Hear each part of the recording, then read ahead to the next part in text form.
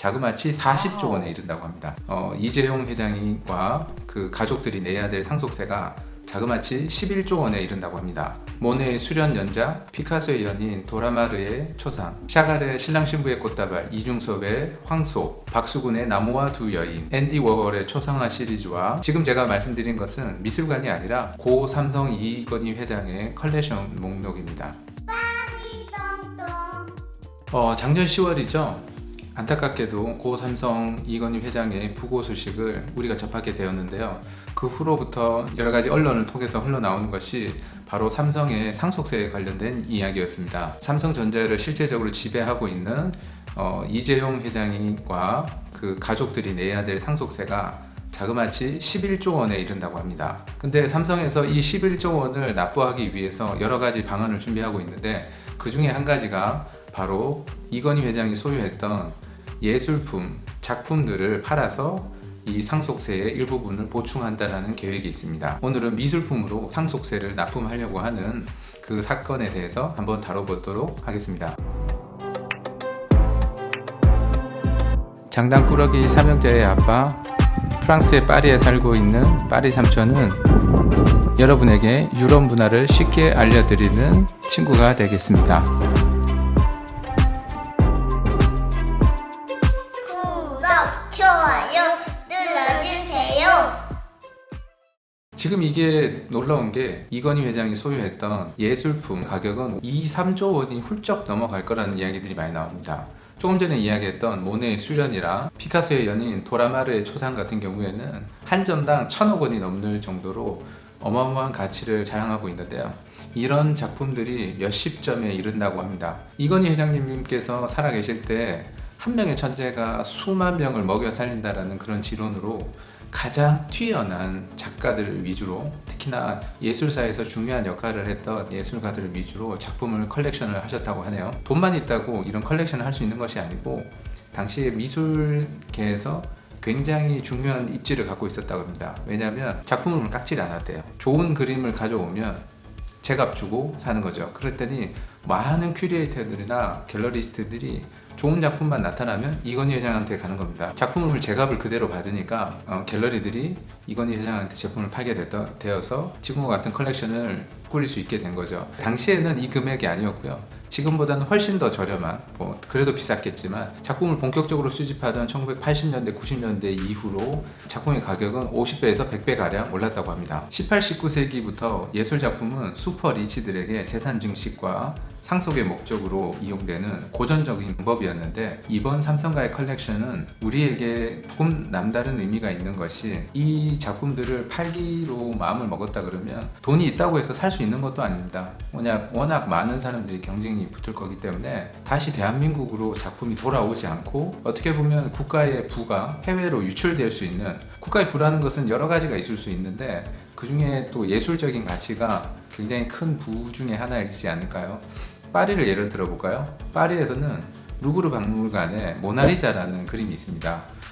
몇 해 전에 모나리자의 그림이 얼마일까를 추정을 해본 적이 있는데요. 그 추정했던 방법은 1년에 1,000만 명 가량 모나리자를 보러 온다고 합니다.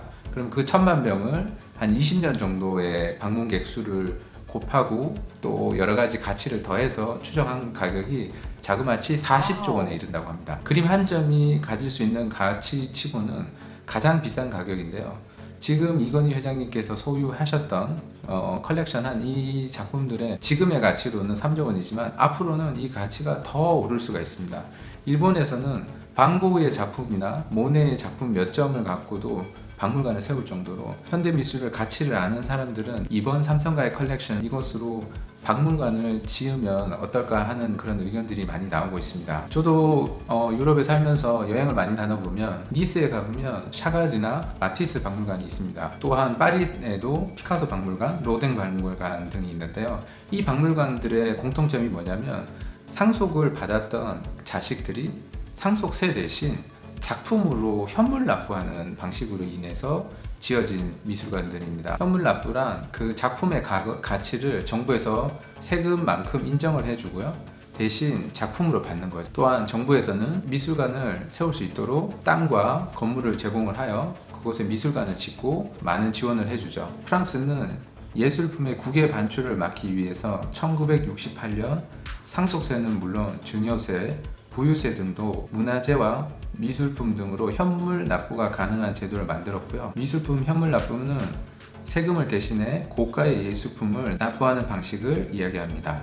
그 대표적인 예가 1985년 개관한 파리 피카소 미술관, 니스의 샤갈 미술관. 우리나라에는 아직 이런 현물 납부 제도라는 것들이 있지 않다고 합니다. 우리나라에서는 아직 이렇게 큰 예술 작품을 소유하신 분이 돌아가시거나 이런 일들이 없었기 때문에 발생하지 않았는데, 유럽에서는 그런 역사들이 깊어서 현물 납부제가 아주 많이 발달되어 있는데요. 제가 어떤 재벌을 옹호하거나 아니면 그들이 어떻게 부를 축적을 하고 노동자를 탄압하고 이런 부분을 논하려고 오늘 영상을 만드는 것은 아니고요. 그런 부분은 논외를 치더라도 우리가 한 해에 프랑스나 영국, 미국, 유럽 등지로 현대 미술이나 다양한 예술품을 보기 위해서 수많은 젊은이들이 나와서 그 예술품을 감상을 하고 또 거기에 대한 비용을 지급하고 있거든요. 우리나라에도 정말 세계에 내놓을 수 있는 그런 박물관 하나쯤은 이제 있어야 되지 않는 시기일까라는 생각을 해보았습니다. 제가 2년 전쯤인가 프랑스 휴양 도시 비아리츠를 다녀오게 된 적이 있었습니다. 비아리츠는 프랑스에서 굉장히 많이 알려진 휴양 도시로 유명하죠. 나폴레옹도 그곳에서 오랜 기간 휴양을 했을 만큼 따뜻하고 온화한 날씨로 유명한 곳이 비아리츠입니다.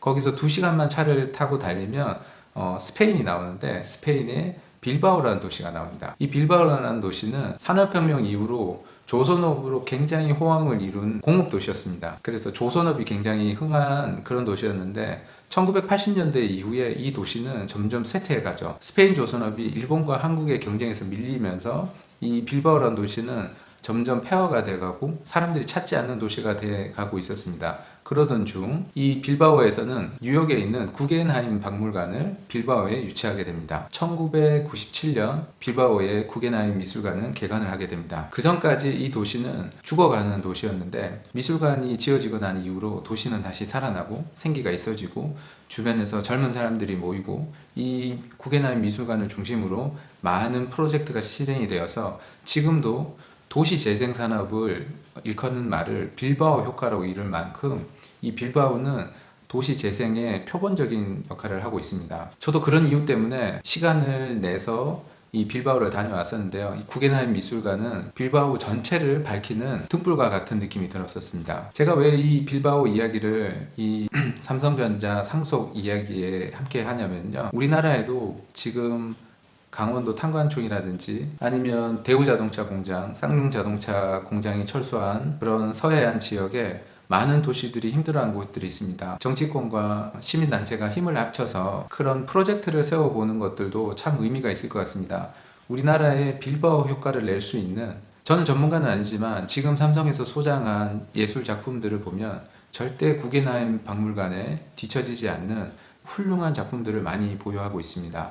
그 작품들을 모아서 대한민국이 세계에서도 손꼽히는 그런 박물관을 하나쯤 가질 수 있는 훌륭한 기회라고 생각합니다. 이번 기회를 정부에서 계시는 많은 위정자들 분들과 또한 시민단체 분들이 힘을 합쳐서 훌륭한 이런 예술품들을 함께 공유할 수 있는 공공의 재산으로 남길 수 있는 좋은 기회라고 생각하여 이번 영상을 한번 만들어 봤습니다. 여러분이 보시기에는 어떻게 생각하시는지, 이런 작품을 대한민국의 미술관에 보관하는 게 좋을지, 아니면 부의 대물림을 막아야 되기 때문에 팔아서 돈으로 납부해라 라고 이야기하는 것이 옳을 건지, 한번 여러분들은 어떤 생각을 가지셨는지 댓글에 남겨주시면 감사하겠습니다. 오늘도 영상이 여러분에게 도움이 되셨다면 구독과 좋아요는 파리삼촌에게 큰 힘이 됩니다. 감사합니다. 장단꾸러기 삼형제의 아빠, 프랑스의 파리에 살고 있는 파리삼촌은 여러분에게 유럽 문화를 쉽게 알려드리는 친구가 되겠습니다.